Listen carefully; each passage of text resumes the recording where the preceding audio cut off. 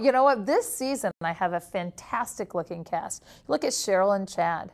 You look at Nicole and Derek. You look at Aaron and Max. I mean, you go down the line. Damien, our new dancer with Pam, he's adorable Australian surfer dancer. That, you know, and so, you know, I love chemistry. You know, the first one to say it. Part of it is height. Part of it, clearly want them to get along. Absolutely chemistry. You know, we're a TV show.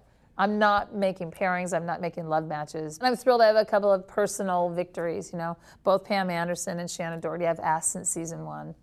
And that they're finally worked and they finally said yes. I mean, so there's some, for me, personal stuff. You know, I would kill to have Bill Clinton. You know, there's always like the fun Sarah Palins of the world. It tends to be more political people. You know, obviously, you know, I'd love Jennifer Aniston. I'd love any of those. You know, our dancers all have, please, if you get Jennifer Aniston, I get her. I'm like, yeah, if I get Jennifer Aniston. There's been a Jackson push. I will say there's a couple of the Jackson brothers that were pushing before Michael died. And then there's been some that have been pushing since. And, you know, and they're maybe some season. I never say no to anything, you know. I did think about Bristol Palin. I'm not sure Bristol Palin, you know, there's a couple of things that I'm not sure she'd be right for the cast, and also it has to fit in with this cast.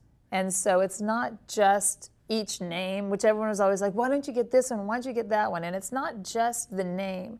It's also, I always say it's like a jigsaw puzzle. They have to fit in with whatever the cast is. And so there's some people, you know, Louis Vito, who I had last time, I met probably 3 seasons before. And I kept saying to him, I promise. And the same thing with Cameron Matheson. Cameron took about 3 seasons.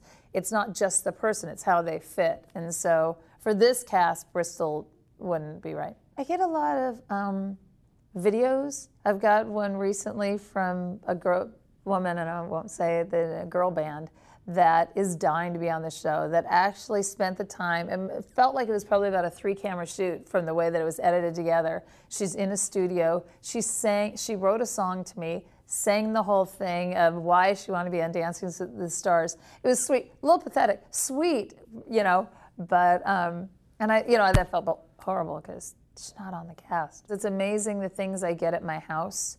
People get my home address. You know, I get BOAs. We get things sent to the house all the time. There was one guy that's on a television show that has sent me, and they were great. He made probably 2 weeks worth of greeting cards of him dancing, and he's on a reality show that is totally opposite from this show. And so it's a real fish out of water, but I have all these greeting cards of him and all these different dance poses with dance partners, some photoshopped in with some of our dancers, and the inside are all these, you know, sayings about it. And I still have all the cards in my office. It's hysterical. And there's Kate Gosselin that everyone thinks is a bad woman. And, you know, what I will always say about my cast is I will never put someone on that at the core isn't a good person. So that if you find someone that's going to be on Dancing with the Stars, you're really hopefully going to, even if you have an idea of what Pam is like or what Kate's like or what Shannon's like, you're going to find that they're actually great. You know, Kate Gosselin has now already been at my house dinner. She's lovely. You know, it's things, which is what, you know, we're a feel-good show. And the idea that you can, even as way back when Jerry Springer was on, and people are saying, oh my God, Jerry Springer. I go, no, he's not his show. He's the loveliest man. So that you're going to be pleasantly surprised with what they're calling the bad girls right now. And sure, they've all had some reputations, but you're going to see a whole different side of them. You know, and I've been trying with Kate since last summer, and it's so difficult with her. She is fantastic. You know, she's on another network. She has a huge production schedule. She's got 8 kids. You know, hers was logistically and realistically, can you do this?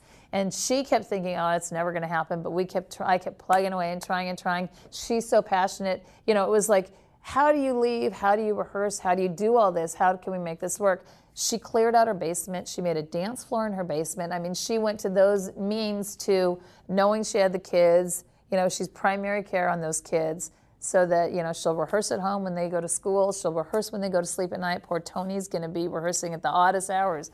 But it was, and this one, I just stuck with it. And when it finally all worked out, she actually called me. She said, thank you. I know you tried so hard. And she did too, but I wasn't going to give up. We've tried, and I've tried, and I know, and Paula has tried too. Paula is a huge fan of our show. You know, Paula is really busy, and what people don't realize is really what this commitment is, you know. The first season, we were 6 shows once a week, you know, this tiny little show. At this point, you know, people have to write off 15 weeks of their lives because you have to pretend as if you're going to make it to the finals. Niecy is real, you know? There's nothing, you totally get what you see. She's funny, she makes you laugh, she makes you smile, but she's like a real person. She makes you cry. She, you know, she talks about the reason she's doing things and her past and her life, and it's just, I feel like people are just going to relate to her. She's just, you know, you're going to want her to do well, but she's going to make you laugh while she's doing it. And, you know, she's what our audience needs. And she's great within this group of women. She'll keep the women together. You know, the first day, Erin Andrews is talking about, you know, Max is saying that she's got these bow legs, and Niecy's like, you need to eat a sandwich and get some fat on there. You know, it's she just comes right in, and she's great.